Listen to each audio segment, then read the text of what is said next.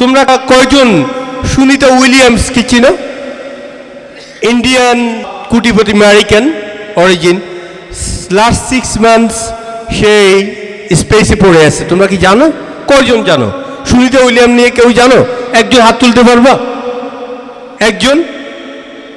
দেখো, তোমাদের পৃথিবীর সম্পর্কে তোমাদের জ্ঞান অত্যন্ত সীমিত। তোমরা তোমাদের সারাউন্ডিংয়ের মধ্যে ব্যস্ত। এটা খুবই দুঃখজনক। সেই সুনিতা উইলিয়াম 5 ডেজের জন্য স্পেসে যায়।